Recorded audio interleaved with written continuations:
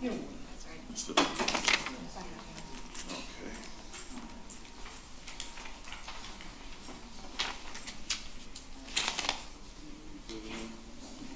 minute.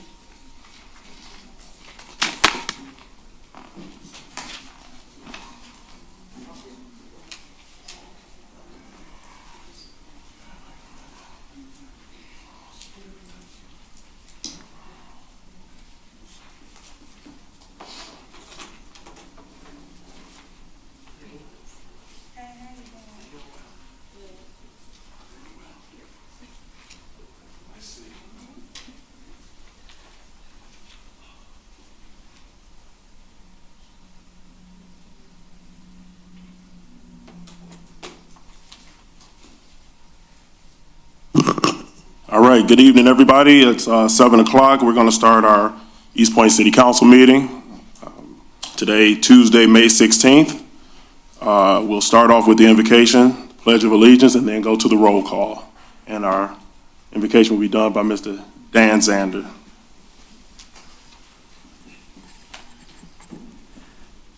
Most gracious God, we thank you for this night. We pray for the council meeting tonight to go smooth, and let this be a good time tonight and talk to one another and care one another too. And we just wanted to be with you in our hearts. In our name we pray. Amen. Amen. I pledge allegiance to the flag of the United States of America and to the republic which it stands, one nation, under God, indivisible, with liberty and justice for all.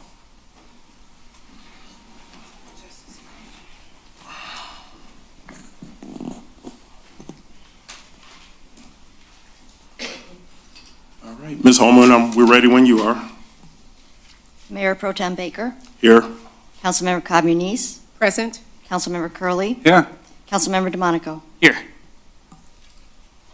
Next item is the approval of the agenda. Are there any additions or subtractions? Sure, Mr. Mayor Pro Tem, can I add, I'd like to motion to add a closed session for attorney-client privileged communication regarding the priority waste contract.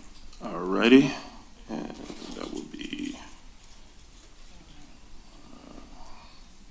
so that would fall. Okay. Yeah, after Mayor All right. Council reports would probably be best. I'd Support. Go ahead. Support.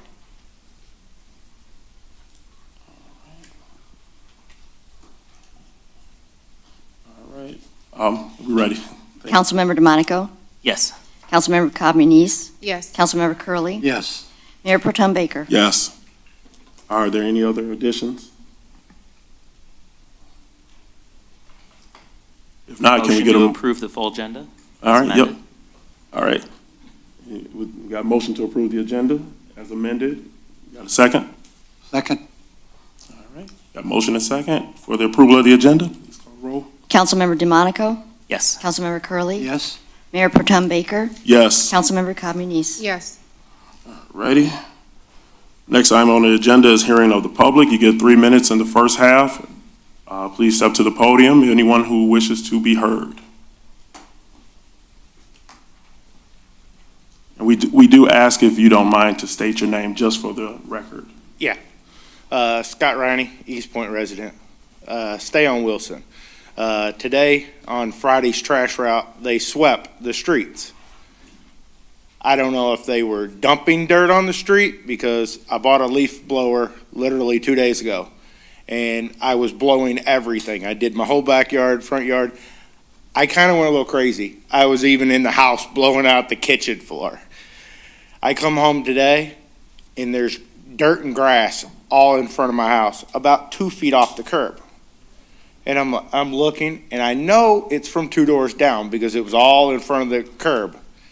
So I went for a ride, and I rode around the block a little bit, and I'm noticing 2 feet off the curb is all that, it's not picking anything up. So I went and talked to Carol at DVW. She said, I'll see what's going on. Whoever's operating the sweeper, when they go down the street one way and they come back the next way, they should have been able to see what horrible of a job it was doing and either figure out it needs to be adjusted and not just keep going on the whole, literally from 10 Mile to Stevens, that whole area. He just raked everything out in the street. That's my first concern. And my second concern is my neighbor passed away February 18th. Real estate sign went up. A bunch of people came and looked at the house. I spoke with the people that inherited the house, and they told, I knew who the new owner was going to buy it. A guy shows up in the back. He's in the backyard. I come home from picking up my kids. Sorry, I'm a nosy neighbor. Why are you in the backyard? Who are you? Why are you here? He goes, go F off. I said, well, the public safety director, his own motto is, a nosy neighbor is a good neighbor. He said, a nosy neighbor is better than any alarm system you can buy. So what did I do? I picked up the phone. I called the police. Police show up. They pull up in front of the house. Scott, mind your own business. Go in your house. He probably is supposed to be there and drove away. So the public safety director says, I have an open door policy. You need me, call me. I did that 3 weeks ago. The next morning, his assistant 30 called. seconds. Do what? You have 30 seconds. Oh, the next morning, his assistant called me, got information, said he'll be in contact. That's been 2 weeks. Never heard from him.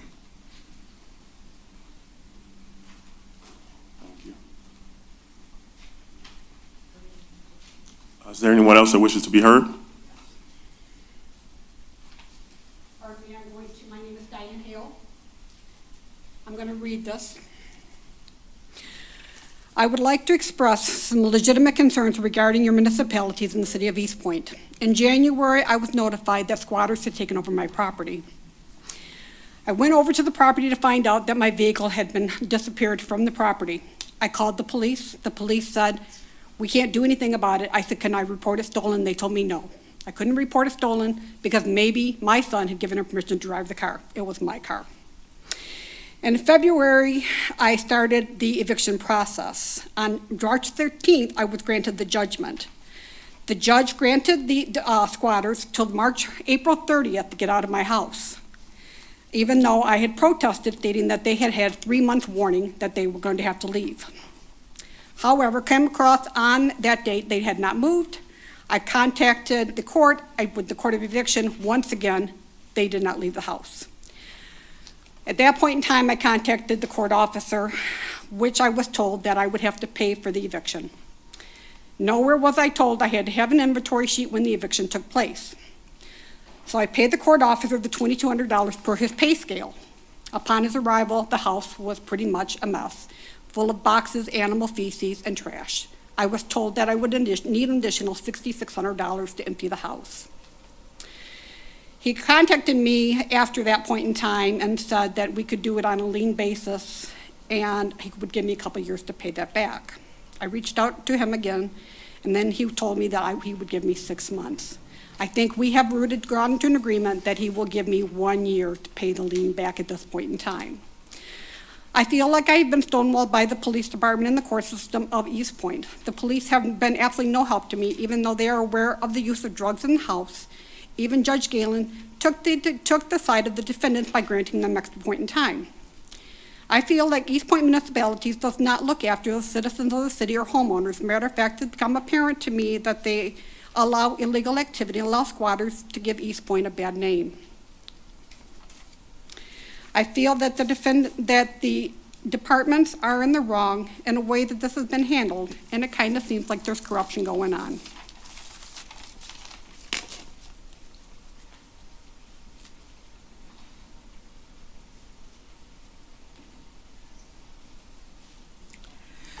Good evening, Council. Mary Hall Rayford, Eastpointe. I've lived long enough to understand that there can be no progress without change. But I also understand that not all change leads to progress. I've been in conversations with a number of people in the city, and they are not happy with the things they see going on. And quite frankly, I don't blame them. We have reached a place and a point in time when the lack of trust about how the city is run is running rampant. Something has to change. The residents have to be at the forefront of every decision, not just personal agendas. And if it continues, we're going to have one heck of a mess on our hands. It is the residents who vote for you. It is the residents who may re-elect you. Someone has to start paying attention to the residents. One thing in particular people don't like is how in the world one organization could get 3 years before they have to resell, or if they did, they have to pay it. And the military museum is 10. That's a significant difference that is blatantly obvious. Something has to change, or the voters will have to make that change. Thank you.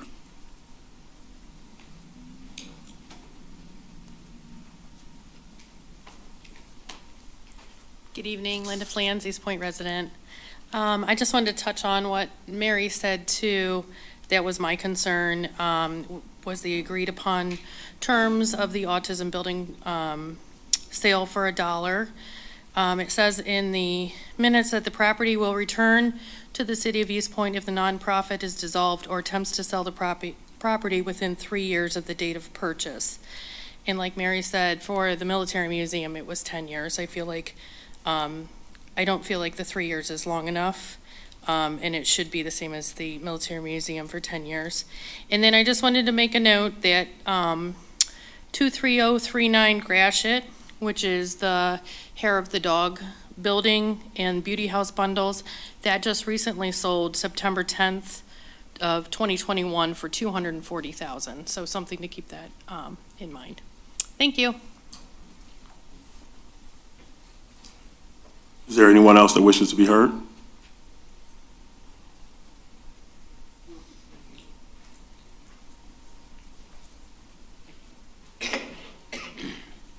Mayor Pro Tem, Council, and residents. I know last time I was here, and a few people told me I got pretty rough. Well, I tell you what, maybe I didn't get rough enough. Because the same thing about it, I guess I got too rough with somebody because now I can't even talk to the Parks Director. Even the Parks Director can't talk to me. I don't know who I have to silver top the Parks Director. Apparently the council. Well, I'm here to see you, council. I just said the same. I've spent the last 2 or 3 days just talking to people and seeing where everything is going to go. Well, I found out, I think through the grapevine, that I have to see Tony Lipinski do the recreation department to get equipment for our parks. I don't know anymore. I can't understand this at all anymore. We have the parks. We have the park directors.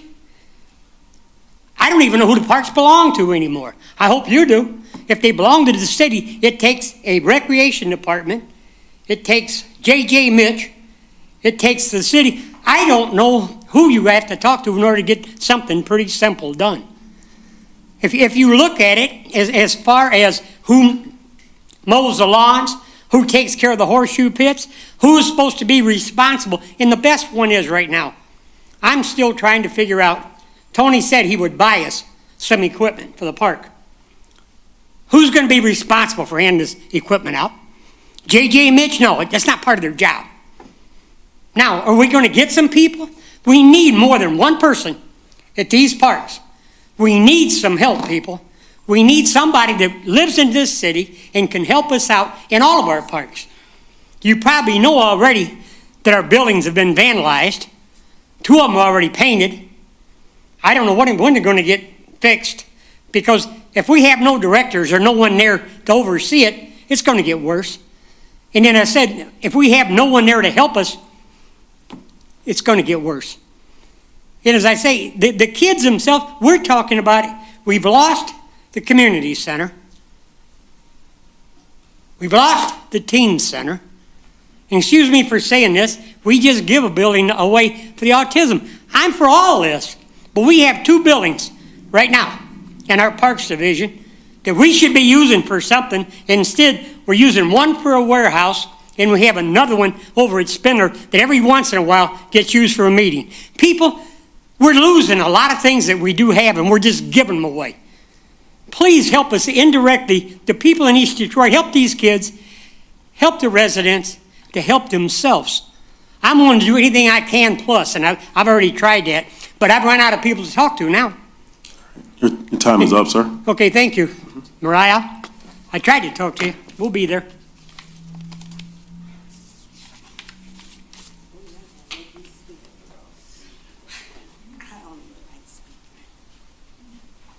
Hello, City Council, Eastpointe resident. I'm not a speaker, but I do want to speak on behalf of the Autism Center.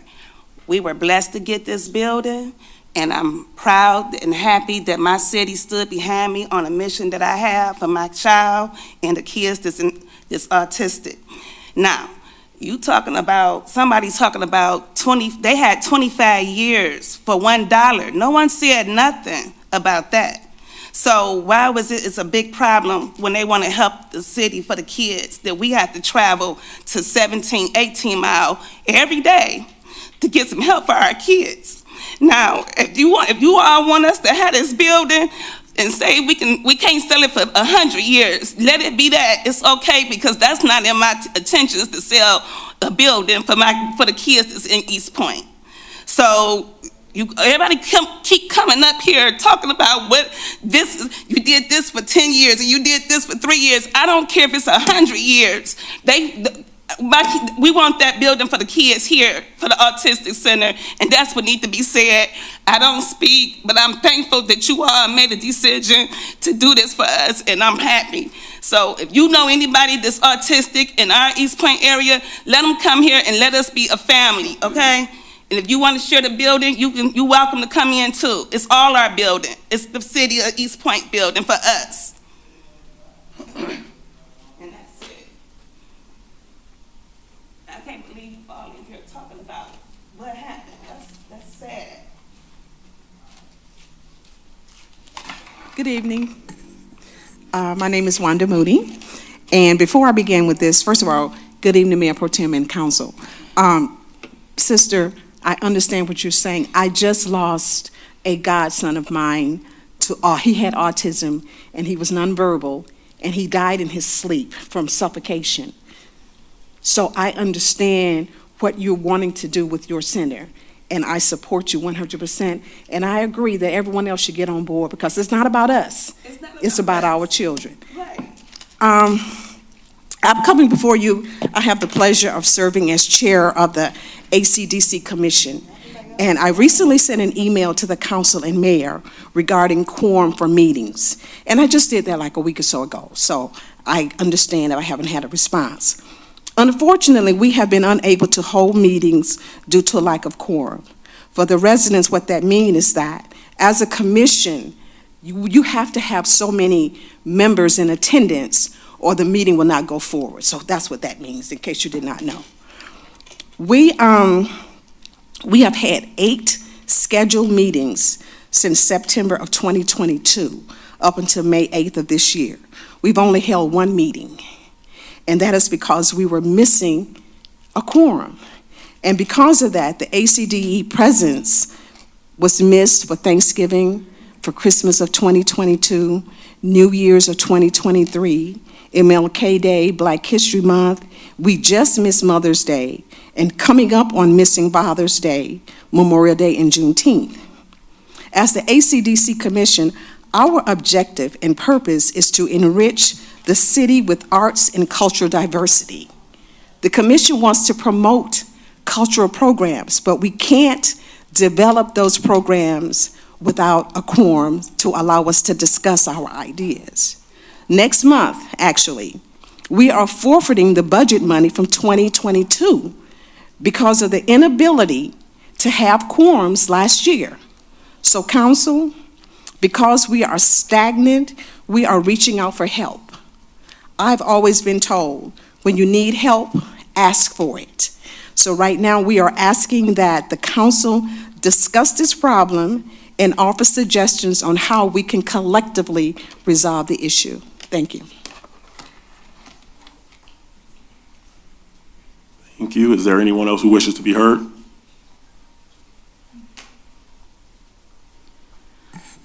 Karen Morajan, Eastpointe resident. I have two topics I'm going to address. I'm going to start out with, first, my absolute passion is advocating for the animals and living in harmony with the wildlife. Spring is here, so if you think you have come across any orphaned or abandoned animals, please do not remove them. Chances are mama's hiding from the predators, doesn't want to draw the predators to the babies. You can always contact Macomb County Animal Control and ask for guidance. You can contact the Detroit Animal Welfare Group. They're on Facebook. They do excellent rehab work. Rule of thumb with wildlife, if they're pink and warm, mama's around. She's taking care of her baby. She's doing her job. She's hiding. If they're cold, gray, or blue, you got problems. They're in distress. They're in danger. They need immediate care. And again, contact Macomb County Animal Control or dog, or even the DNR. The next topic, I'm really not happy to address this. Now I understand why Ross Jones was here last week, and Ms. Walton, Ross Jones is still waiting for your return phone call. The story ran on the 6 p.m. news tonight. There was a Detroit officer over the summer who flat out punched out a person in the street, knocked him unconscious. Before Detroit Police Department had a chance to fire him, he resigned, and now he is an officer here. I find that so egregious. This puts all of us in danger. We can't have somebody like this as a police officer. We've got a huge crime problem, and the city needs to stop sugarcoating it and acting like there's not a crime problem here. Yes, there is. No ifs, ands, or buts. We got a huge crime problem out here. And we can't have someone who just punches somebody out, knocks him out. He is unconscious, laying in the street, and they're yelling at him to get up. They did not render aid. And Director Rohib would not answer Ross Jones' questions about why he was hired. Where's the transparency? You know, you want us to trust all of you. You want us to trust the police department. You're not being transparent. We should not have to learn about this on the news. We should have been told about this. Time is up. I'll leave you with this. Our tax dollars pay the salaries. Is there anyone else that wishes to be heard for hearing of the public? All right, seeing none, first hearing of the public is closed. Next item on the agenda is the approval of the minutes. Mr. Mayor, I would move that receive and file the minutes of the regular meeting of May 9th, 2023. Support. We have motion and support for the approval of the minutes. Please call the roll. Councilmember Kirby? Yes? Councilmember Cobb Muniz? Yes. Councilmember DeMonico? Yes. Mayor Pro Tem Baker? Yes. There are no scheduled hearings. Next item on the agenda is unfinished business. Second reading concerning the city fee schedule. Is there a motion? Mr. Mayor Pro Tem, I'll motion we have the second reading and adoption of ordinance number 23-1234, an ordinance to amend the codified ordinances of the City of Eastpointe, replacing section 2-525 with a new section 2-525 entitled City Fee Schedule for Public Records and City Services and Programs. Sorry, I read that from the agenda. I don't know if the, sorry if the packet had a slightly different, no, it's the same thing, I think, right? Mm-hmm. Yeah, all right. We got a motion. Is there a second?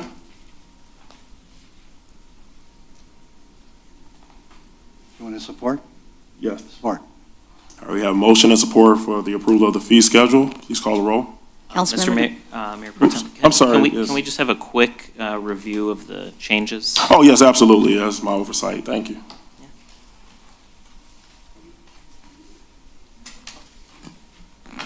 Mayor Pro Tem, if I may. Yes. So going in order, and I apologize, the red line version is a little bit different because of formatting. So the things that were changed were the non-owner occupied properties, because there was discrepancies on the terms that were used regarding single-family duplex, multifamily, and then 11 or more, and whether the additional units was a big one.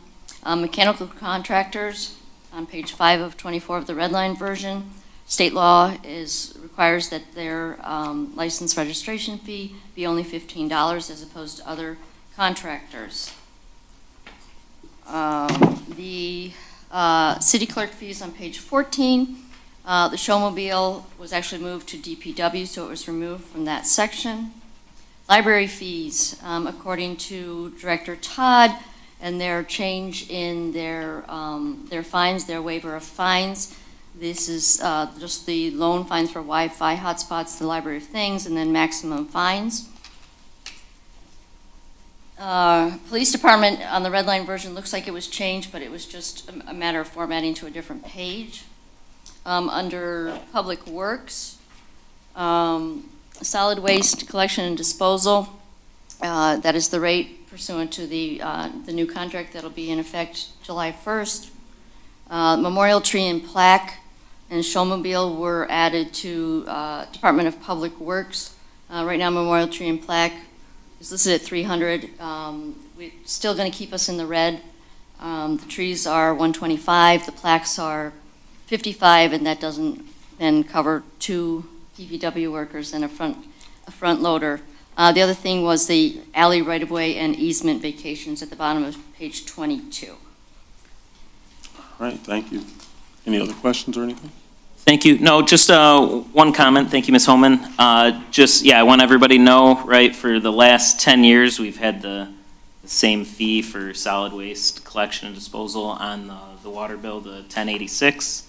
So now with our new contract, of course, with inflation and of costs go up on things, it'll be $15.56 you'll see on your July bill instead, so that'll be our new rate with priority waste, so that was all. All right, thank you. Do we have roll call for that? Councilmember DeMonico? Yes. Councilmember Curley, Yes. Mayor Pro Tem Baker? Yes. Councilmember Cobb Muniz? Yes.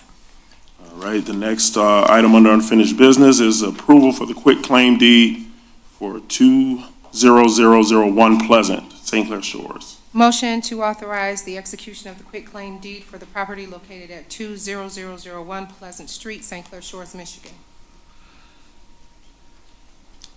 Support.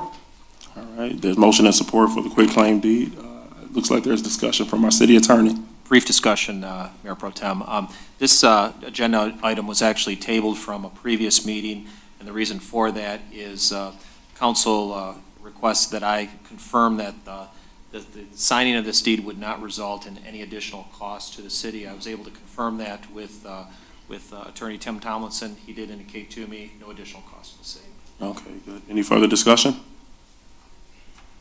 If not, please call the roll. Councilmember Cobb Muniz? Yes. Councilmember Curley, Yes. Mayor Pro Tem Baker? Yes. Councilmember DeMonico? Yes. All right. Next item is reports from administration, starting with City Manager, Ms. Walton. Thank you, Mayor Pro Tem and Council. First, I want to highlight Lieutenant Koningsman, who joins us tonight. I don't know if it's your first meeting, but welcome.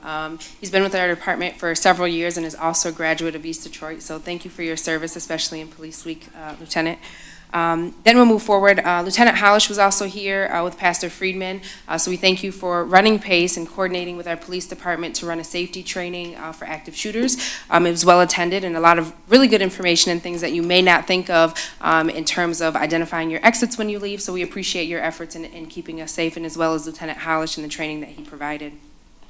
We'll move forward with some updates from the city. City council petitions are currently available, so we have 2 seats that'll be up for election in November.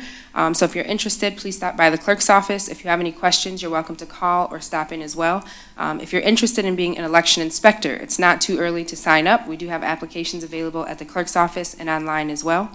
At the last meeting, we had some discussion from, or reports from public hearing regarding traffic concerns. There was a car assigned from the police department over on Topher. I actually took a couple drives just to identify some of the sign complaints, and there actually were 2 cars that were pulled over in that time. So thank you to the police department for their additional efforts over on Topher. I know they are still under review with the signs and then also looking at doing some speed signs. So I don't know if anyone has ever been in Roseville and has seen the speed signs when you exceed the speed limit and there's a flash that kind of informs you, especially in an area that has done some construction. So that's under review to look at cost and things, and then of course we'll come forward to City Council. But want the community to know that the department and administration is on board and doing everything that we can to ensure there's traffic enforcement in our subdivisions. The DDA met last week and are moving forward with doing a summer concert series. So if you're interested, please reach out to Ian McCain. We are planning to have work in coordination with dates. The library last year kicked off a jazz music series out in their plaza with the Friends of the Library. We're trying to coordinate so that we don't book anything in conjunction with them, and we can all work together as a family town, as well as working in coordination with RARE. They're doing some movie nights in Roseville this year, and so we want to be sure to advertise everything that's going on in both communities and that RARE is assisting with, and that we can kind of spread the wealth of all the events and things available for the residents. Water filters and replacement cartridges are still available here at City Hall, at the library, and at DPW. And I'd also like to mention that the Teen Commission and Senior Advisory boards have been added to our most recent application. We have posted the application out, so if you're interested in joining that board, at this point they were just published today. So those are now on the previous application. We've amended that to include the 2 boards that we have. There is a requirement for the Teen Commission for the parental consent, as well as the resume and the letter of interest. So that information is also there. And then the additional information, if you know of anyone interested in the Teen Commission, there's additional information that goes with that packet. There's still construction going down 9 Mile and Gratiot to complete the water main. So please be aware of going down in those areas. We see a lot of cones at springtime and summertime in Michigan, but please be aware of the construction workers as well. So watch our speed. We want all of them to get home safe as well. We also have our CDAM fellow. He started on Monday, but was at training for the first 2 days, so he officially kicks off his start. His name is John. John will kick off his start in economic development tomorrow here in the city of Eastpointe. We also have Ian McCain, and him will also be going out, which Ian is our economic development manager. He's been going out in all the areas where there's construction. So far he's hit the west city limits on 9 Mile, addressing all of the businesses, leaving his cards and his information with any questions, any concerns during construction, so that we can help facilitate, answer those questions, make sure signs are put up so that residents know those businesses are open. He's also going southbound on Gratiot from between 8 and 9 to address those businesses with the water main construction. And next up, he'll be going from Gratiot over to Tuscany for the next phase of 9 Mile. With that, Mayor Pro Tem, Council, I can answer any questions you may have.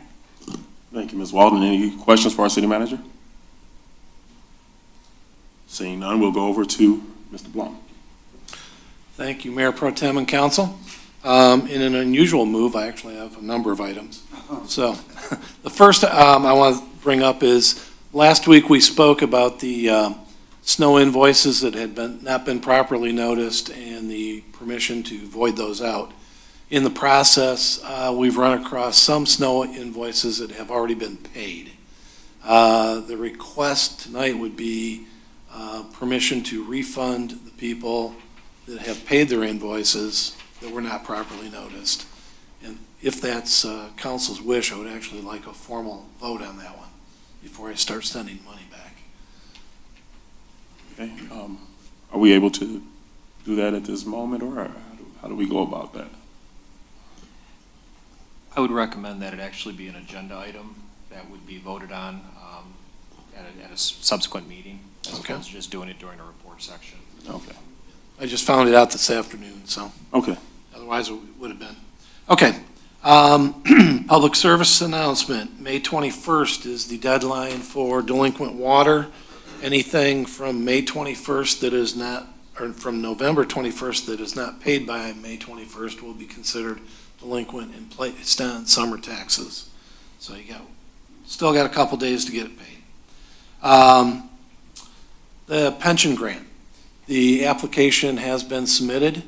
We had till June 15th. The state will review everything through the end of June, and once approved, they will issue payment to the city in the month of August. But we have got it submitted and ready to roll. So anxiously awaiting that one. The grant for the fire engine, the second half should be in our bank account tomorrow. I got notice of distribution today, so I expect to see that tomorrow in the bank account. And then I don't know if anybody noticed on the way in, but there is a DivDat kiosk in the lobby. That is a temporary one. We have DivDat members or representatives here today, tomorrow, and Thursday. They're going to be here to encourage the residents to utilize it. They're there to show them how to use it and hopefully get some more activity. And I know I still owe an answer on the contract, which I will get from the representatives tomorrow or Thursday. And I'll have a report back at a later date. And that does it. All right. Thank you. Any questions for our finance director? Sure, Mr. Mayor Pro Tem. Yeah, I had one question. I was going to ask it at the payroll and bills because I do see we had like a $3,200 bill for DivDat on there. And yeah, that seems like the higher price that was up in the air. I was going to suggest we don't pay that bill to figure out what's going on because when that was approved, I think we thought it was going to be about $2,000 a month, and $3,200 is quite a bit higher than $2,000. So, well, I guess I can suggest that later. I guess this ends up being more of a statement than a question. But since you brought up DivDat now, and thanks for answering about the second one, because I was going to ask about that after seeing just that temporary. on the It'll way be in. gone after Thursday. All right. On to our city attorney.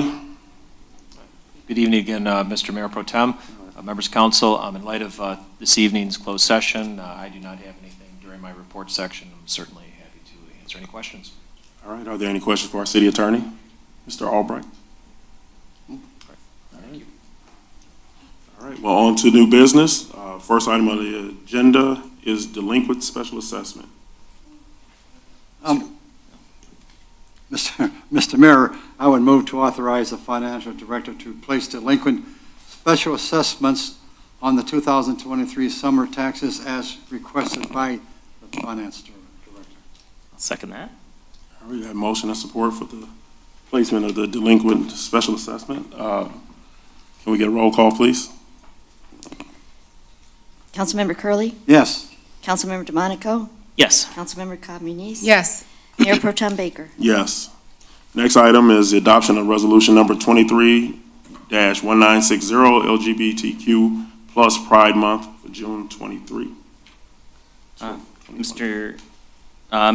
Mayor Pro Tem, I'll motion that we adopt resolution number 23-1960 to declare June 2023 as LGBTQ plus Pride Month, and if everyone doesn't mind, I'll just read it briefly here.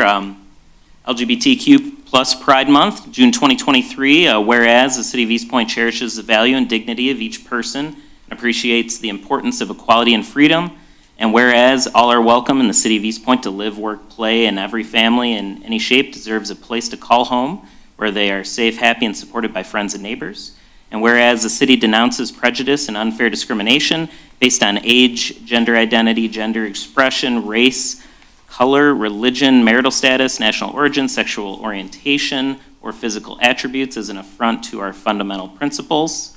And whereas Pride Month began in June of 1970 on the one-year anniversary of the Stonewall Uprising in New York City after LGBTQ plus and allied friends rose up and fought against the constant police harassment and discriminatory laws that have since been declared unconstitutional.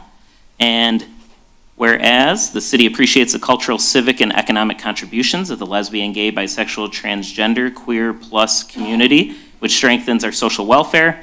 Whereas it's imperative that young people in our community, regardless of sexual orientation, gender identity, and expression, feel valued, safe, empowered, and supported by their peers and community leaders. Whereas despite being marginalized, LGBTQ+ people continue to celebrate authenticity, acceptance, and love. Now therefore be resolved that the members of the Eastpointe City Council declare the month of June 2023 as LGBTQ+ Pride Month in the city of Eastpointe and urge residents to recognize the contributions made by members of the LGBT+ community and actively promote the principles of equality, liberty, and justice. Support. We got a motion and support for the LGBTQ+ Pride Month resolution. Is there any discussion? Being none, roll call, please. Councilmember DeMonico? Yes. Councilmember Curley, Yes. Mayor Pro Tem Baker? No. Councilmember Communis? No. Next item on the agenda is approval of the special event application for Bellevue Elementary, watering our flower celebration of life Memorial Walk on May 26, 2023. Mr. Mayor, I'm very proud to make this motion because, as points out, it's the kids. It's the kids that we should be applauding. And so I would hope that everybody can make it there, Mr. Mayor. I would move to approve the special event application for the Bellevue Elementary School's watering and flower celebration of Life Memorial Walk on Friday, May 26, 2023, with the condition that the applicant provide insurance, name the city of Eastpointe as an additional insured for the amount no less than $2 million prior to the event. Support. We got a motion and support for the watering our flowers special event application. Is there any discussion? Please call the roll. Councilmember Curley, Yes. Councilmember Communis? Yes. Councilmember DeMonico? Yes. Mayor Pro Tem Baker? Yes. Next item is approval of special event application for the grand opening of Superior Orthodontic Practice. Mr. Mayor Pro Tem, I'll motion that we approve the special event application for Superior Orthodontic Practice's grand opening on Saturday, June 4th, 2023, with the following requirements prior to the event: site plan for the DJ and Bounce House, finalize the business license with the clerk's office, food trucks must have permits, and provide proof of insurance, naming the city of Eastpointe as an additional insured for a minimum of $2 million. Support. Got a motion and support for the special event application for Superior Orthodontic Practice. Is there a discussion? Seeing none, please call the roll. Councilmember DeMonico? Yes. Councilmember Communis? Yes. Mayor Pro Tem Baker? Yes. Councilmember Curley? Yes. Next item is appointment to the Civil Service Board. It's an employee elected member.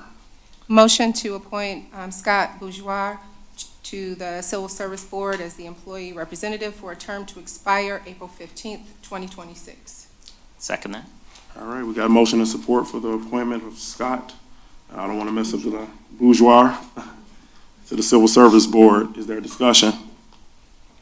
Please call roll. Councilmember Communis? Yes. Councilmember DeMonico? Yes. Mayor Pro Tem Baker? Yes. Councilmember Curley? Yes. All right, the next item is the approval to proceed with a request to vacate the commercial alley behind I-Drive located at 17416 East 9 Mile Road. Mr. Mayor, I have a couple of questions to the administration. I guess, first of all, was there a letter delivered or hand-delivered to the residential buildings up down the alley? Mayor, Yes. Mr. Tim, if I may. Councilmember Curley, actually, the application has been filed early on. So right at this point, we're at the stage of asking council for approval to move this process further.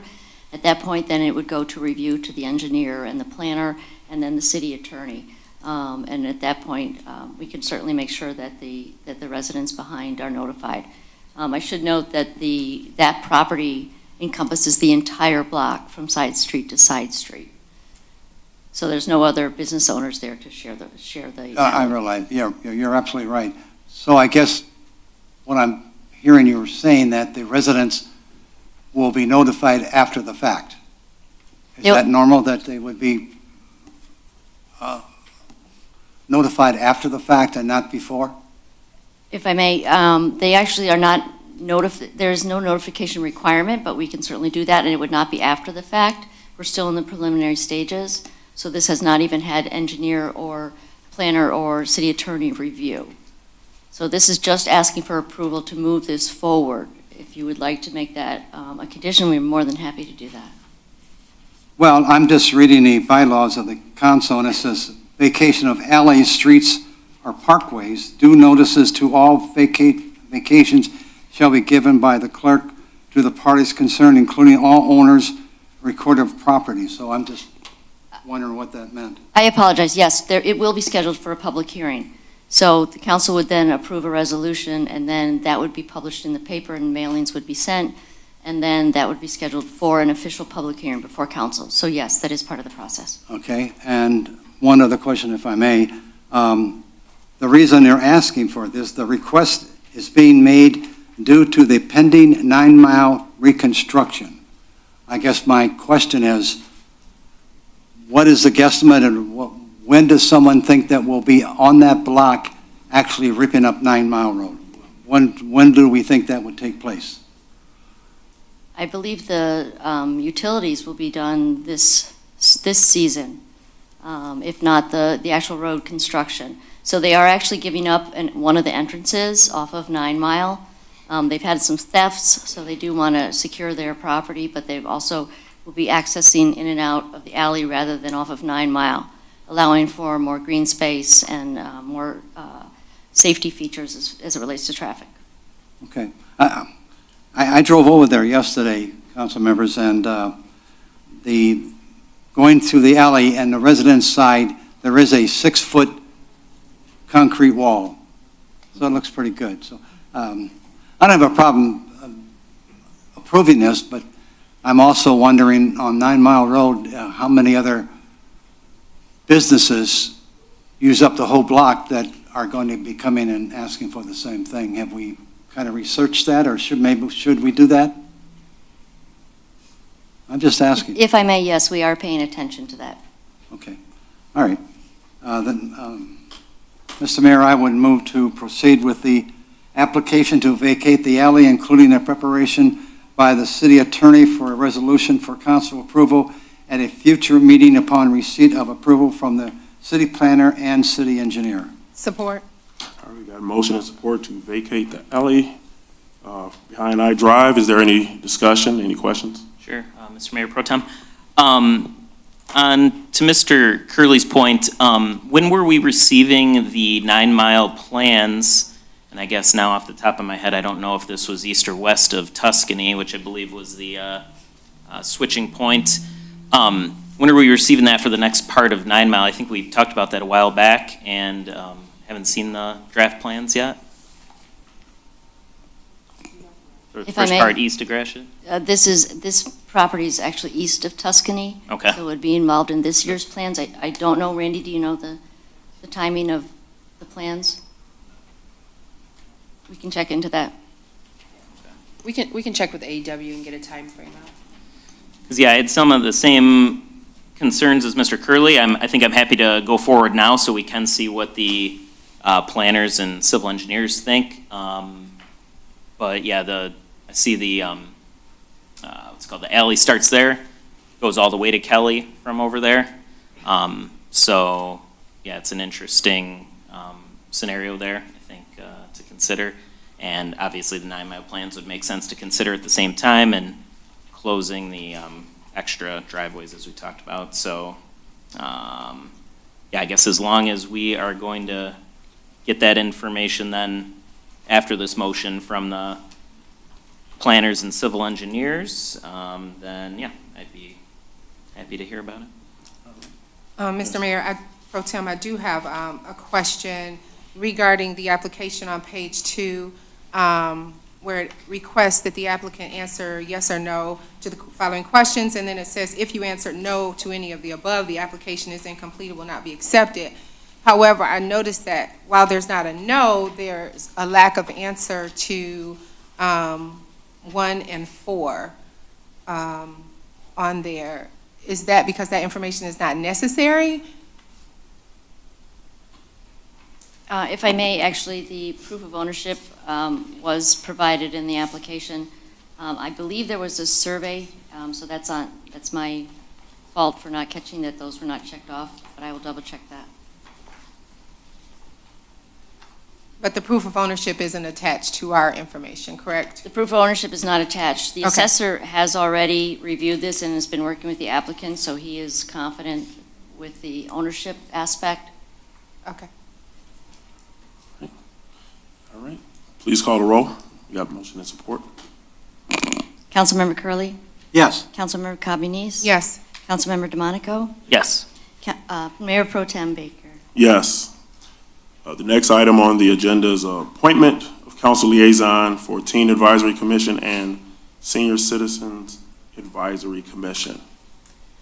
Mr. Mayor Pro Tem, we have these two commissions. I know later in the year, there will be a review of all the appointments to the various boards in terms of liaisons. I would absolutely be interested in leading up either of these, particularly the Teen Advisory Commission, if no one else has interest in either of them. I know that Mr. Curley had expressed some interest in the Senior Citizens Advisory Commission. Yes. And I would be more than happy to nominate him for that as well, but I would definitely like to be considered for nomination for the Teen Advisory Commission. Well, let's, Mr. Mayor Pro Tem, I could make a motion. yes. I would motion that we appoint Councilman Curley as the liaison to the Senior Citizens Advisory Commission and Councilwoman Cobb Muniz to the Teen Advisory Commission. And I'll second that. Those appointments. Thank you. Just a comment. A long time ago, when we did have a senior commission meeting, membership, I was the advisory on it, so since I'll probably be as old as anybody else that'll be on that board, I think it would be really beneficial. And I'm excited about doing that. To that end, while we're in discussion, if you ever need an alternate, I would be more than happy to come alongside you and work with you on that commission. Thank you. I got a quick question while we're on the subject. Have we received any, I know it wasn't technically a checkbox yet, but have we received any applications for either commission? No, we actually just published them today, so we finished like the indemnity, the parental consent and all of that. So it's officially published today and in the lobby, but when we do receive them, we will send those copies out to council. Okay. No, I was just curious because I think when we did ACDC, people just wrote it on their check, still turned it in anyway before we even changed the application. All right. Please call the roll. Ms. Holman? Councilmember DeMonico? Yes. Mayor Pro Tem Baker? Yes. Councilmember Curley, Yes? Councilmember Cabanese? Yes. Next item on the agenda is City Council Bylaw Review. And just real quickly, I believe that if anybody went online to look for these as they're presented in our agenda, you might not see them just quite like that. But Mr. DeMonico, it's on you. Thank you, Mr. Mayor Pro Tem. So I just wanted to, like, no intention of, I'm not interested in changing anything. I just wanted to talk about three of the sections because I think they've come up a few times in the meetings. So the first one, at least the first one to talk about, is on, I guess, page 150, page CD 2:10. I guess if you're following along, the procedure for motions. I just wanted to, because we did slightly change this earlier this year, last year, it was probably last year. But just that we do, when we do the motions in seconds, it says, so a motion's a formal statement, a proposal, or question to council for consideration and action. Making a motion requires a council member to address the mayor or the presiding officer, which of course is Mr. Baker today, to be recognized by the mayor or the presiding officer and to propose the motion. Then another council member or the mayor may second the motion. The mayor or presiding officer shall restate the motion and the second, and the mayor or presiding officer shall first ask the maker of the motion for discussion. Just a couple meetings ago, this is what I was trying to reference when I'd made a motion, we seconded, we either talked about it for 10 or 15 minutes, then the mayor asked me to restate it, which I guess to me is the same thing as, just the mayor restating the motion. And then we have to vote on those at that point, like the motion can't be withdrawn at that point, like it belongs to the body. So I guess just moving forward, hopefully we can do that, and I guess too bad all five of us are not here today. Hopefully we can just repeat the motion shortly after, because of course sometimes we make a motion, someone's like, wait a minute, add that we were paying $10 extra or whatever. Then we make the second and move on. That can be a little bit informal. But then I think once we restate that motion, we should vote one way or the other. I think that was mostly it for that part. I think the rest then it says like after a motion's been restated at the end there by the mayor or presiding officer, it can only be withdrawn or amended by a majority vote.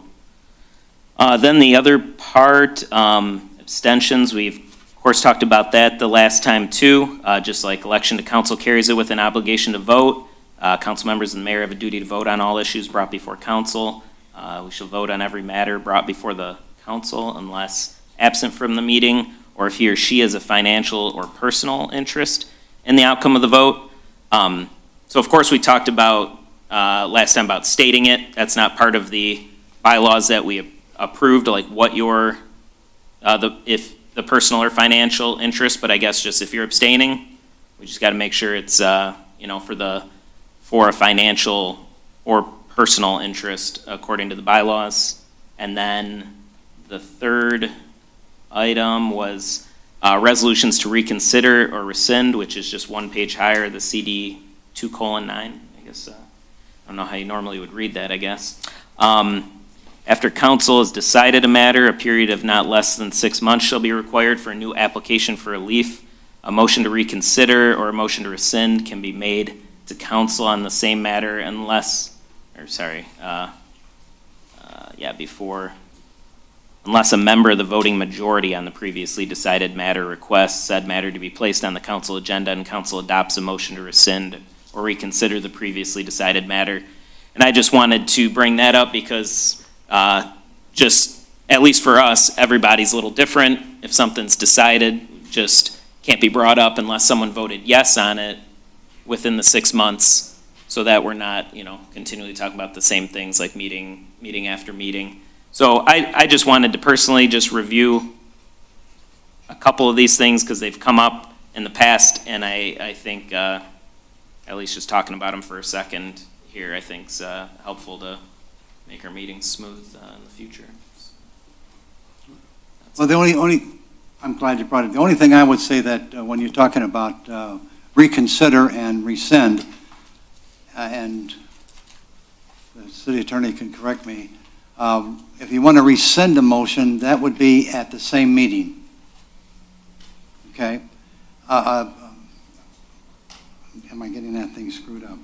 And then, so the reconsider, I'll get it straight, sorry. Reconsider is at the same meeting. Rescind is a prior meeting. And it has to be not necessarily yes, but the prevailing side. I mean, it could have been no, but, no could have been the majority. Sorry, what you said about that, I wasn't 100% specific. Yeah. When I was explaining a second ago. Yep. While we're here, since we are addressing this, I'm actually glad that you brought it up, because last week I had called a point of order, and I was advised by two members of council that the point of order was improper, and I brought the point of order forth because I had made a motion. There had been a request for clarification of the motion that was made, and then there was an immediate turn into discussion without the motion coming alive as a second, or with support. And so I called for point of order because we had not made the motion alive for debate and was told that that was inappropriate. But the reality is that a motion becomes alive once you have a motion and support. Although you can, in talking to a parliamentary procedure guru, you can, by your discussion, make it come alive. But that notwithstanding, appropriate procedure is that there is a motion, there is support, restatement of that motion by the presiding official, and then it becomes alive for debate. And so I'm glad that you brought this forth. Also, I don't know, Mr. Albright, if this is an appropriate place, but I know one of the pages that we were given of our Eastpointe City Code, and it's kind of been gone over in part. We talked about Rule 6, which is F, on resolution and reconsideration, but we did not talk about item numbers 6 and 7 on the same page. And that's something that has also recently been addressed at our meeting with respect to whether or not the city manager has the authority to add items to the agenda. And I don't know if you are at liberty at this point to share what you shared with council. Thank you. I'd be happy to. I did issue a written legal opinion that was distributed, I believe, 2 weeks ago, indicating that based on my reading of not only the bylaws, but also the Code of Ordinances and the Charter, it was my opinion that the city manager has a great latitude in adding items to the agenda. The city manager, pursuant to the council's own bylaws, is in charge of actually creating the agenda, and I think inherent in that is adding things to the agenda as well. And that basically was my opinion in a nutshell. Thank you. Yes, and one thing that I wanted to note, since we're talking about, bylaws, it is kind of gravitates towards parliamentary procedure, but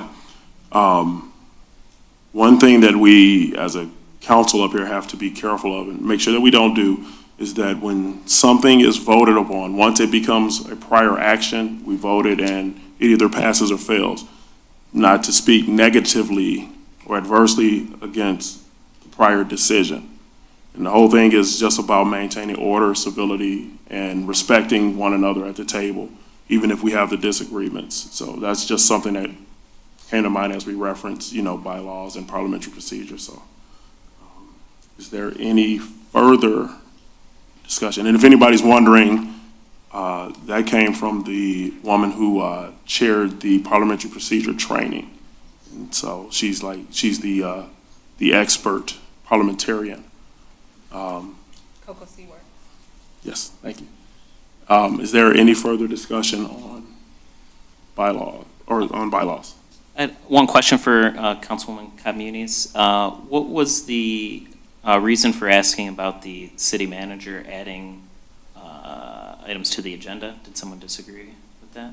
You had raised some questions with respect to who added things to the agenda and her authority to add things to the agenda, and you'd also, if I recall correctly, and in that same, I don't know if it was in the same meeting or not, I don't want to misquote you in terms of what meeting it was, but there was also a reference from you with respect to her ability to make certain personnel decisions, which I believe Mr. Albright also addressed in that letter.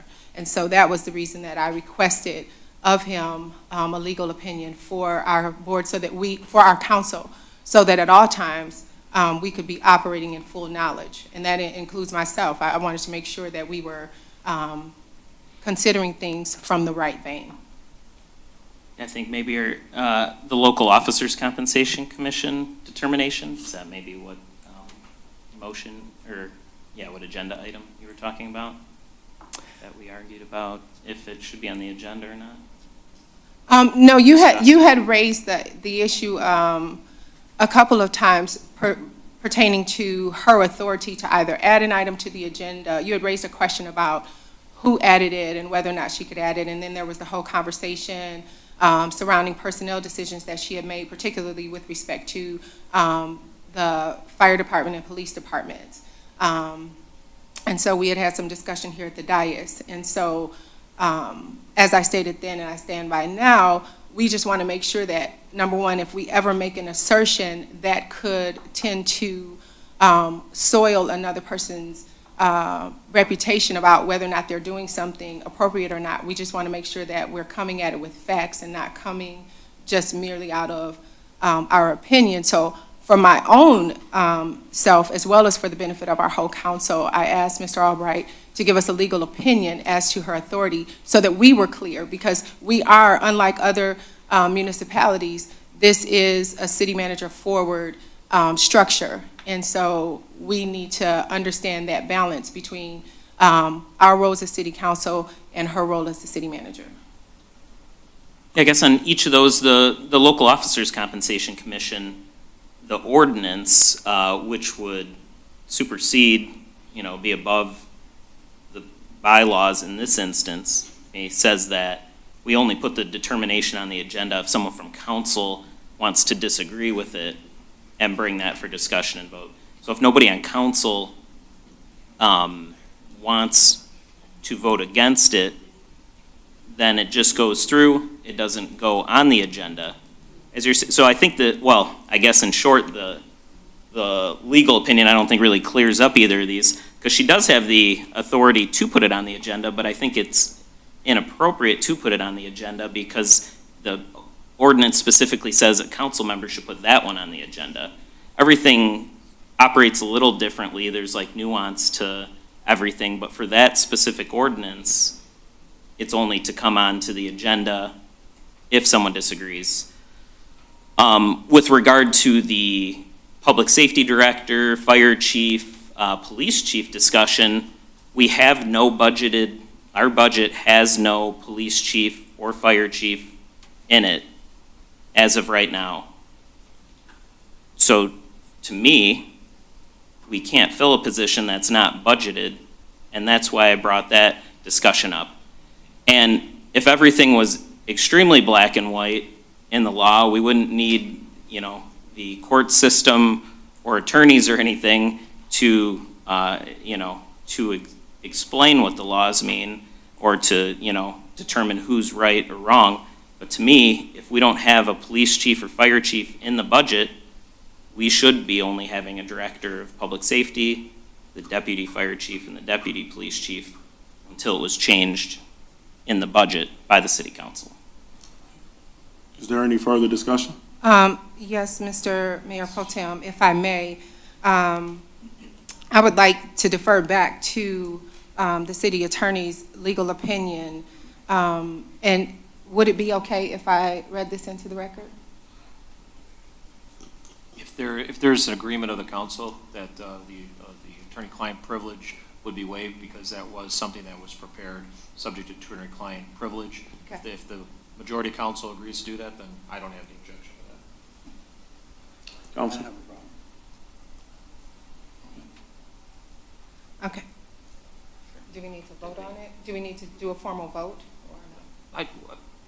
I'd write, just so it's proper, yeah, I would just do a formal. So I'd like to make a motion to read into the record the opinion from Mr. Richard Albright. And I don't have the date on here. But it was this attorney-client privilege information that was submitted to us via email. And the motion would be to waive that. Motion to waive attorney-client privilege on this document only. All right, support. Councilmember Cobb Muniz? Yes. Mayor Pro Tem Baker? Yes. Councilmember Curley. Yes. Councilmember DeMonico? Yes. Good evening, Council. Member Cobb Muniz, you have asked for a legal opinion regarding the city manager's ability to add items to the city council agenda. The city manager's powers and duties are set forth in both the city charter and code of ordinances. Firstly, according to the city's charter in Chapter 3, Section 18, the city manager is the chief administrative officer of the city. The city manager is chosen by the council solely on the basis of their executive and administrative qualifications. Section 19 provides that the city manager is responsible to the city council for the proper administration of the affairs of the city, and to that end shall make all appointments, including the heads of departments, except as otherwise specifically provided. Section 20 provides that the city manager is required to be present at all council meetings. Secondly, the city manager serves in a dual capacity as clerk. Pursuant to City Charter, Chapter 3, Section 23, the manager shall be clerk of the council and shall, with the mayor, sign and attest all ordinances. In addition, the manager shall be the city clerk, and as such, clerk shall perform such other duties as are prescribed by this charter, the general laws of the state, or by council. The city charter also provides for the position of an assistant city manager. According to Chapter 3 of the city charter at Section 22, there shall be an assistant city manager who shall perform the duties of the city manager in case the manager is sick, absent from the city, or is unable to perform the manager's duties for another reason. Thirdly, the Code of Ordinances expressly sets forth the city manager's clerk's duties in the council's bylaws. Section 2-21E provides, number 1, city manager as clerk. The city manager shall be the clerk of council and shall, with the mayor, sign and attest all ordinances. The term secretary of the council used in these rules shall also mean the city manager. 2, communications. The city manager shall receive all petitions, communications, and complaints addressed to council. 3, claims, notices, etc., referral to the city attorney. All claims or notices of lawsuits or process against the city of every kind shall be referred immediately to the city attorney for report, recommendation, or appropriate action thereon, except that council shall immediately be advised of receipt of such claim, notice, or court process. Number 4, journal. The city manager or his or her representative shall attend all meetings of council and shall keep or cause to be kept a permanent journal in the English language of its proceedings, which journal shall become official when approved by council and signed by the city manager and the mayor. 5, payment of bills. All bills tendered to council for payment shall bear the endorsement of the Director of Finance, and upon approval by council shall be endorsed by the city manager. Number 6, agenda, regular meetings. The city manager shall prepare an agenda of business to be considered at each regular council meeting, and except when this rule is waived by a majority affirmative vote, no item of business shall be placed on the agenda for a council meeting unless notice thereof was filed in the office of the Secretary of Council by 2 p.m. on the Thursday preceding such meeting. A copy of the notice of such meeting, together with the agenda of matters to be heard by council, shall be posted in a prominent position in the municipal building at least 18 hours prior to each such meeting. Number 7, agenda special meetings. The city manager shall prepare an agenda of business to be considered at each special meeting. The notice of such meeting setting forth the time and purpose together with the agenda shall be served personally on each member of council or left at his or her usual place of residence by the Secretary of Council or his or her designated employee. At the time of the sending out or the delivery of notices of the special meeting, a copy of the notice of such meeting, together with a copy of the agenda, shall be posted in a prominent position in the municipal building at least 18 hours prior to each such meeting. 8, matters of business for discussion. All matters concerning vacation of alleys or streets shall first be scheduled for discussion. Council shall fix a reasonable time for the hearing of such matters and transmit such information to the city clerk when required to do so. 9, vacation of alleys, streets, or parkways. Due notice of all vacations shall be given by the city clerk to all parties concerned, including all owners of the property abutting the property to be vacated. Such notice shall be delivered personally or by mail addressed to the respective owners at the address given in the last assessment roll. Given the foregoing, the city manager has numerous powers and responsibilities. As the chief administrative officer of the city, per the charter and pursuant to the council's bylaws as detailed in 2-21E6, the city manager is responsible for the preparation of city council agendas, and based on the sole nature of this responsibility, it is my opinion, therefore, that the city manager has inherently broad discretion to add items to city council agendas. Is there any further discussion? All right. Seeing none, next item on the agenda, payroll and bills. Mr. Mayor, I would move that payment of bills in amount of $2,191,786. Oh, we got a new one. Never mind. $2,147,020.95. Support. All right, we got motion to support for payroll and bills. Mr. Devano? Yeah, Mr. Mayor Pro Tem, I was going to suggest if the two of you are interested in removing the The DivDat 133017, the $3,233.85 monthly network fee and transaction fee from the payroll and bills at this point until we get the contract straight. If you'd be interested in that amendment.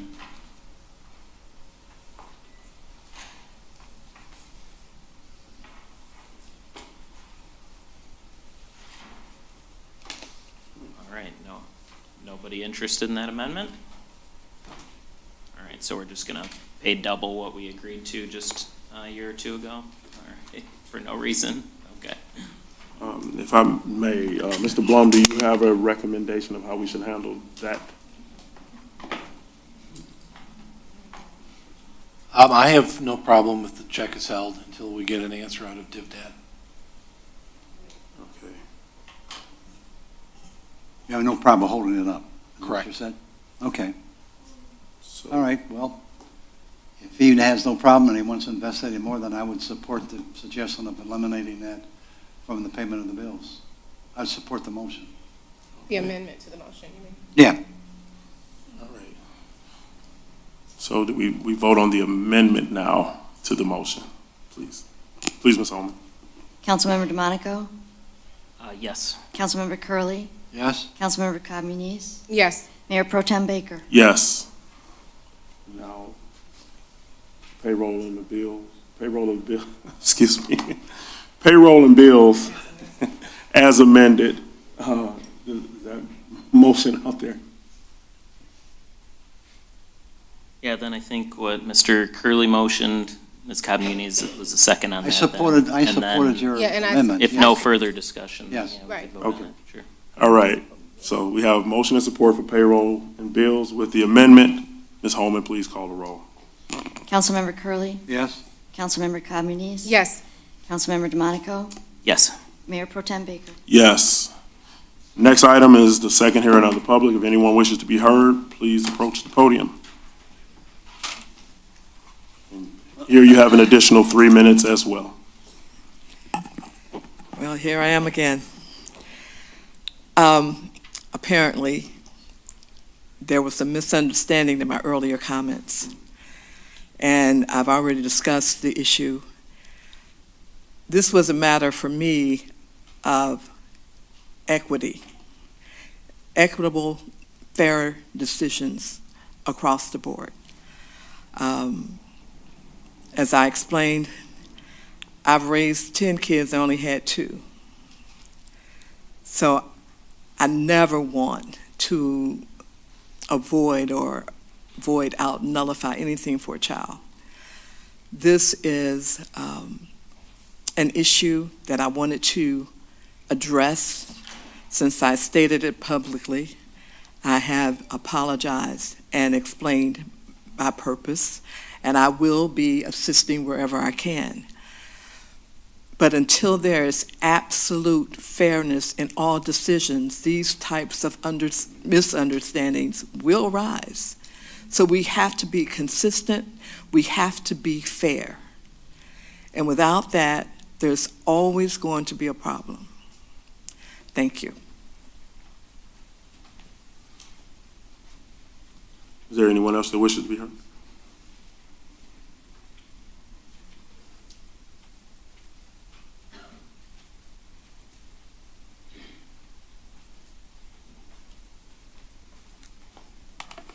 Yes, excuse me, Mayor Pro Tem and Council.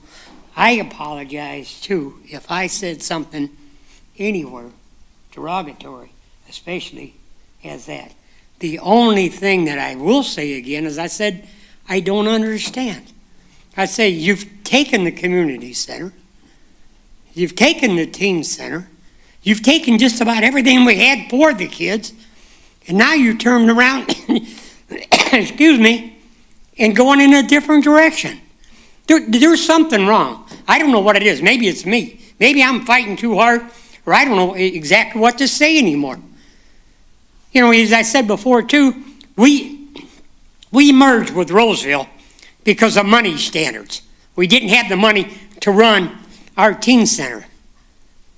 Now, as I said the same thing about it, I don't understand what's really happening in this whole situation. Do we still not have the money, period? We spend $500,000 at the recreation center in Roseville. Then we spend $60,000. We spend all this money. I'm just asking, what does the residents and the kids really get back in this city?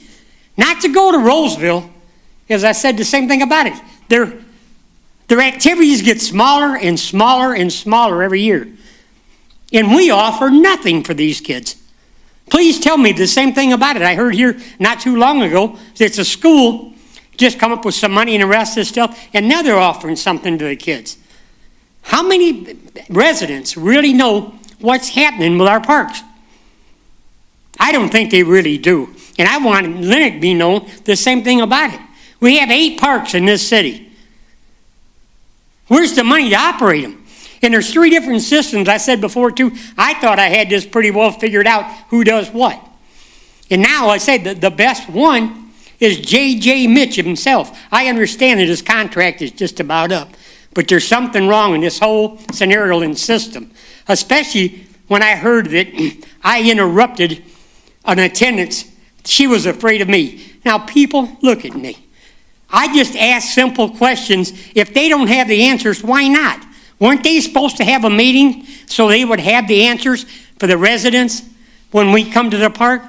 Maybe I'm doing something wrong. But and right now, as I said, I can't even get in to see what kind of equipment that we do have. Now, and I said, Joe doesn't want to talk, or was told not to talk to me. So I don't know what direction to go, as I guess I'm going to have to go back over to Rare and ask the question, what do we have? Because they're the only ones can get in the offices and find out. We have a problem here, people. I'm sorry. Someone along the line Time's up, sir. has got to help us.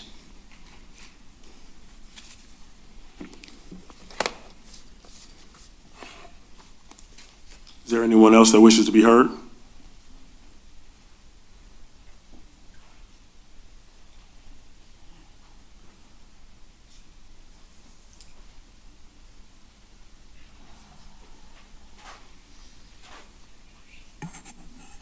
Round 2. I don't know how anyone can sit there and be comfortable with the news story that ran tonight. Anyone who is not a police officer, if they punched somebody out like that, knocked them unconscious, they would be charged with battery. I understand EPD is short-staffed, but I'll tell you what, I'd rather we're short-staffed than have somebody like that in our department. That's putting all of us at risk. All of us. That is outrageously dangerous. DPD did their investigation. They found that cop lied, and lied big. And I'm so disappointed and uncomfortable that our public safety director didn't want to answer any of Ross Jones's questions and then said, well, sometimes people make a mistake. There's no mistake. If you didn't see the news story, you can find it on WXYZ.com. I'm asking all you to watch that. You look at what that cop did to that man. He wasn't armed. He didn't have a closed fist. But he just sucker punched him, and he punched him so hard he knocked him unconscious. If you want cooperation from the community, this is not the way to go about it. We need to feel that if we need to call the police, we're not running the risk of being in harm's way. That if the officer doesn't like what a person says, maybe doesn't like their tone, maybe doesn't like that the person's upset because the other person, the other party broke the law, and they're just very manipulative, they're skilled liars, And that's what they do, is they con and BS cops and prosecutors and judges. And so the cop doesn't like that somebody's upset. And I saw that happen years ago with one of my friends and a former neighbor. We had some bad renters on the block, and they busted out her son's car window. And she was upset that the officer wasn't doing anything. And all she did was say, "Why aren't you ticketing him?" She lived 6 houses down from me. Your time is up. Screamed at. Really? Is there anyone else that wishes to be heard? Seeing no one, hearing of the public, the second hearing of the public is closed on the mayor and council reports, starting with Councilman DeMonico. Thanks, Mr. Mayor Pro Tem. A couple of events that have or are about to happen in the city. The Beautification Commission did its, as liaison here, wanted to talk about that, planned exchange with the library's media sale, and quite a few people came out. As I did the last couple of years, I dug a couple plants out of my front yard because the one plant grows like crazy, and I brought those up, and people took those and then brought some of their own, and everybody was swapping.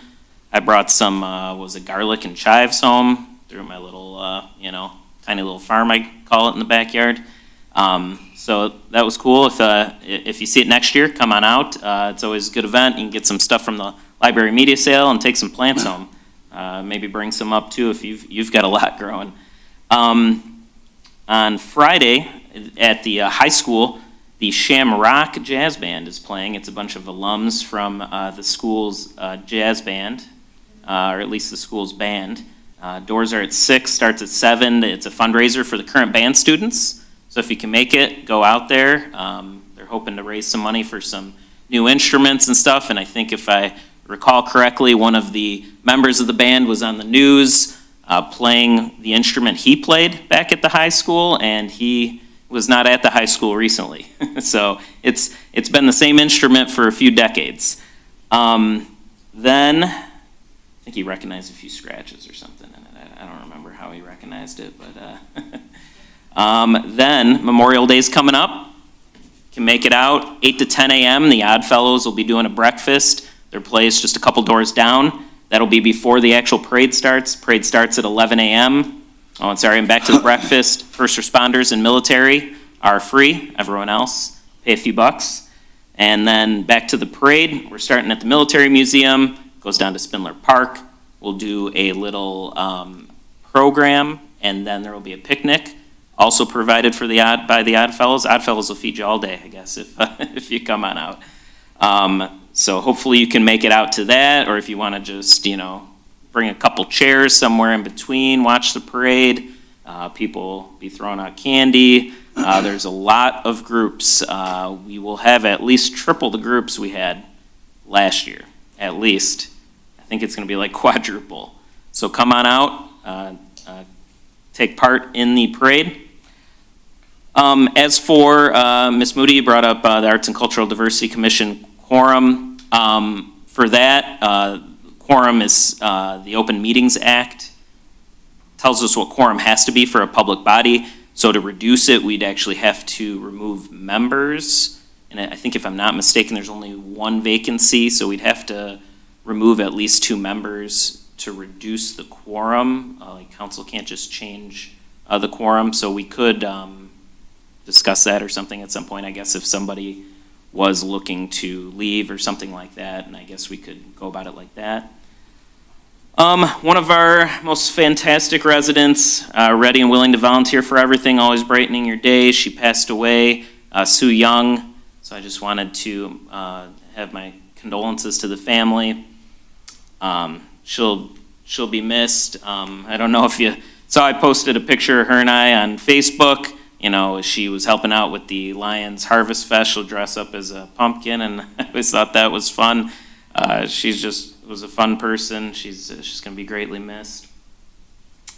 And then, I guess I want to talk about a couple things from our last meeting, and I guess this meeting. I don't know. I missed one meeting last week, I guess, and we sell 2 buildings worth at least $200,000 for $2 last meeting. I would have definitely liked to have talked about that. The museum, well, a couple years ago, we asked for an appraisal, the assessor to appraise it. It's like $150,000 to $225,000, and now we've offered to sell it for $1, and then also the property from the tax reversion process for $1. When I think it was about $35,000 that we have put into it between the taxes and changes. So I guess I'm disappointed that we did that. We could have done, and what asked a couple years ago when we had properties on Kelly, was at least that for 45, 60 days, we put out there that we do some sort of process where people could put in a plan that they'd like to do. Then we vote on some plan, something like that, so it's more open, it's out there, people know it's available. And so clearly we didn't do that at this point. I'd have to say the properties on Kelly right now are nothing like what was proposed to us in the agenda back a couple years ago. So just hopefully that, I don't know, just was hoping we'd do something like that the next time this came about. And then Pride Month, just disappointed at this point. Eastpointe was the first community in the county to proclaim Pride Month in June in Macomb County just a few years ago. I was hoping we'd continue to be a more progressive community. I mean, we're just trying to recognize people just trying to, live their life like the rest of us and just promote equality. Hopefully we can consider that in the future. Again, just people that just want to love who they love, just like everybody else, and we need to support those people and, promote a Pride Month in the city, I believe. So I'm disappointed that we did not pass that today. And that's all, Mr. Mayor Pro Tem. All right. Next, we go to Councilwoman Cobb Muniz. Thank you, Mr. Mayor Pro Tem.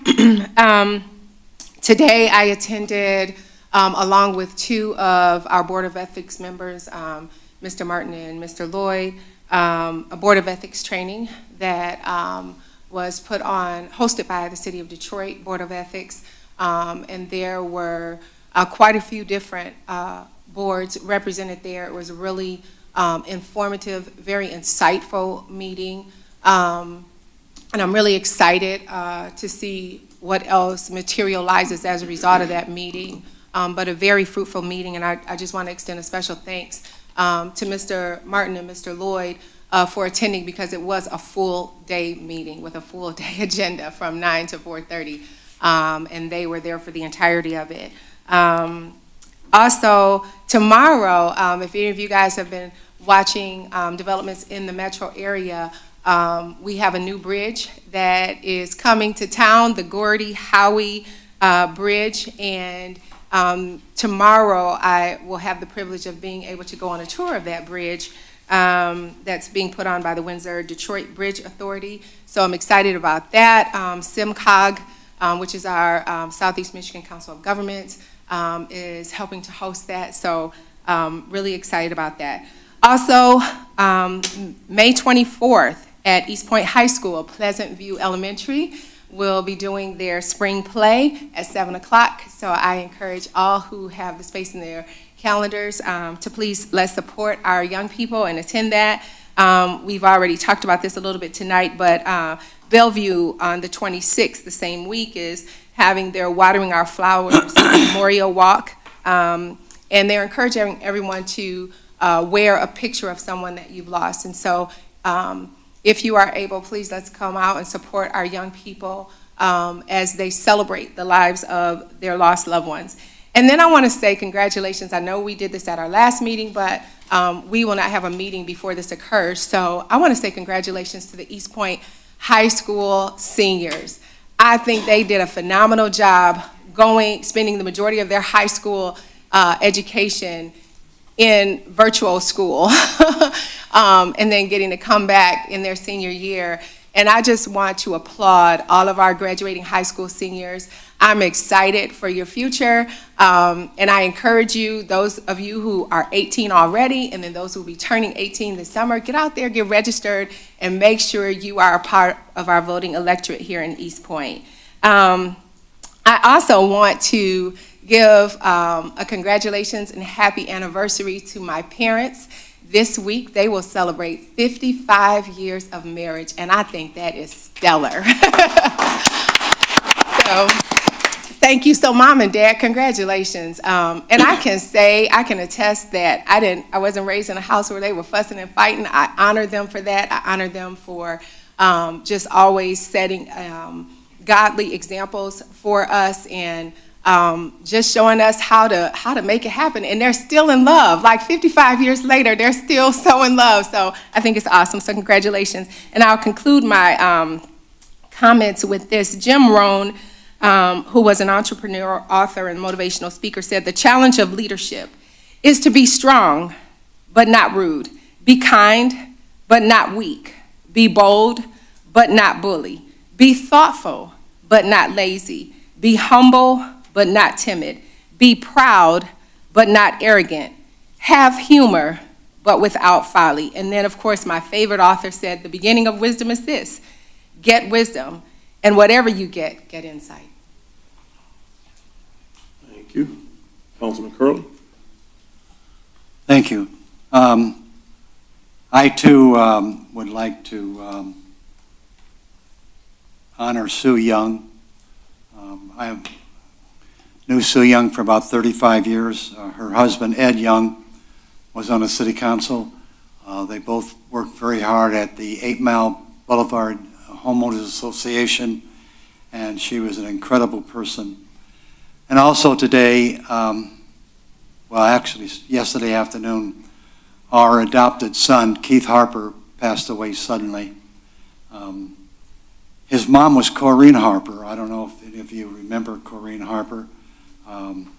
Incredible woman, but Keith we're not really sure what happened, but he died on the operating table. So I'm saddened to the point that I'm numb. So, on to those two. I want to talk a little bit about my favorite subject, the library. Now, those of you who are in the room, or those of you who are watching, the Friends of the Library need your deposits, your cans and your bottles. Put them in a bag and take them over to the library. They are doing phenomenal things for the kids, particularly at the library. I may be prejudiced, but I think we got the best library in the county. There are so many things that you can do there. It's incredible. And I want to read you the vision of the library. There's a lot of stuff in here that I want you to think about. Eastpointe Memorial Library is the heart of a city where people of all ages, backgrounds, and cultures engage in lifelong learning and discovery while actively participating in the community life. We aspire to lead in celebrating reading and transforming lives through knowledge and information. The library also provides accessible services through current technology and resources. So, go over there. You got a couple minutes, you don't have to get a book, but go over there and just see all the things that we have over there, and you'd be very proud. They do have a coming event. They had an event, I don't know if any of you went to Fago. They had a speaker on Fago. I didn't get to make it, but the people who went said it was fantastic. They talked about all kinds of things, and the person that was presenting it dressed up for the different times of a period. So, but this one is Becoming the Motor City. Talks about Detroit in their motors from the 1890s to the present day. Going to be interesting. There's some automotive manufacturers that are no longer here. And you're going to learn about that. I'm not going to tell you what they are. You got to go to find out. They got beat up by the big three and they had to drop out, but there are some wonderful things. It's going to be Thursday, June 8th at 2 o'clock in the afternoon. Thursday, June 8th at 2 o'clock in the afternoon.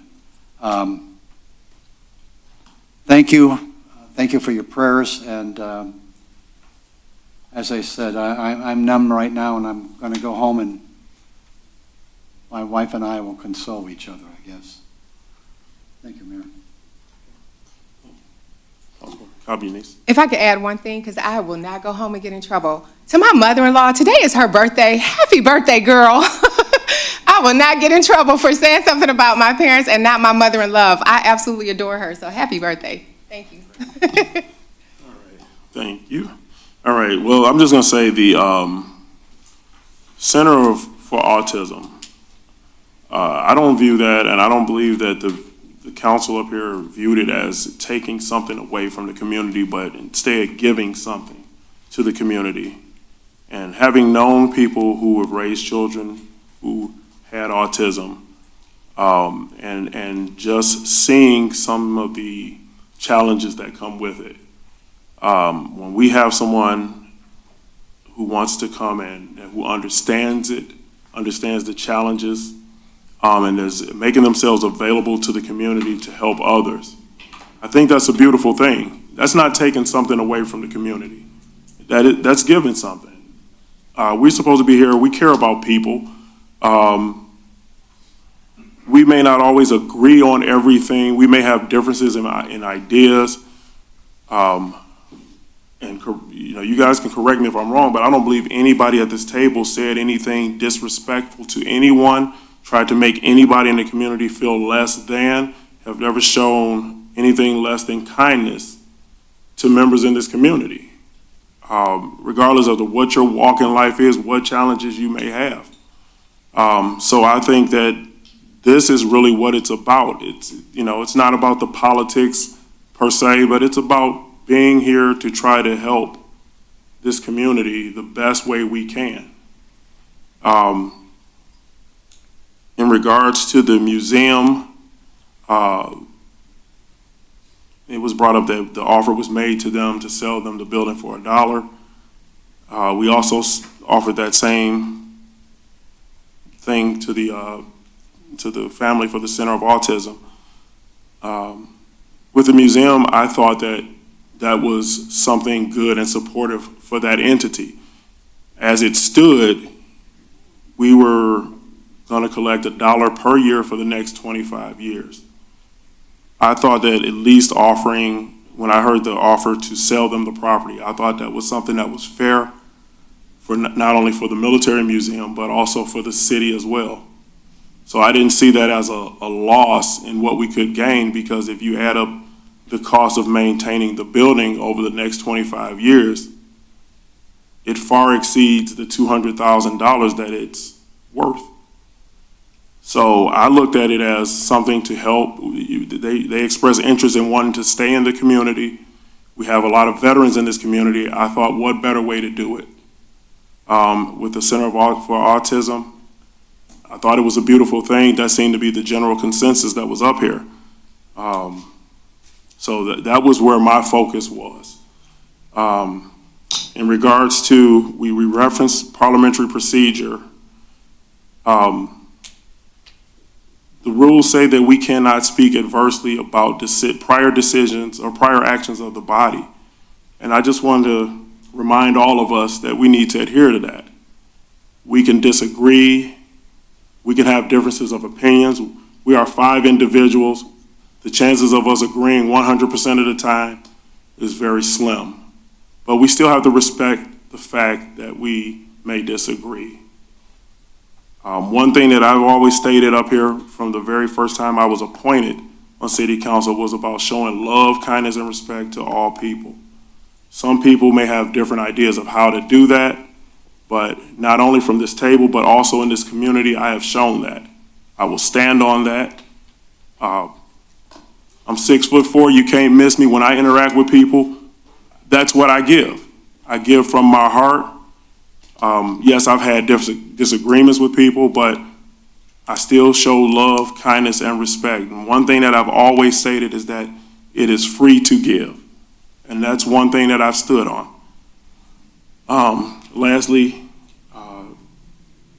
Councilman Curley told me about Sue Young's passing. I've met Sue Young some years ago. Just a beautiful soul. So my condolences to the family and to the friends and loved ones that that she left behind. With that being said, we are on to our closed session.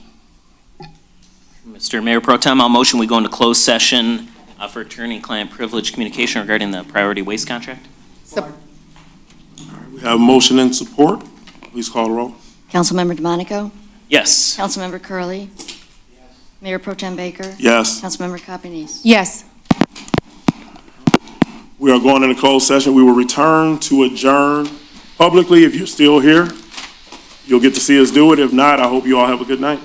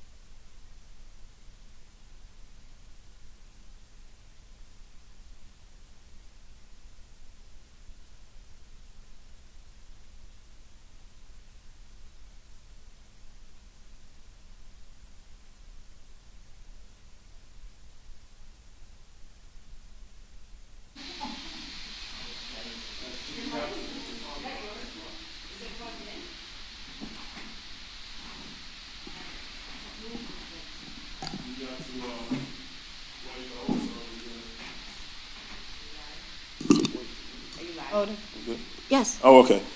All right. Motion to adjourn. Support. You have a motion for adjournment. Please call the roll. Councilmember Curley. Councilmember Cobb Muniz. Yes. Mayor Pro Tem Baker. Yes. Councilmember DeMonico. Yes. Meeting adjourned at 9:10 p.m.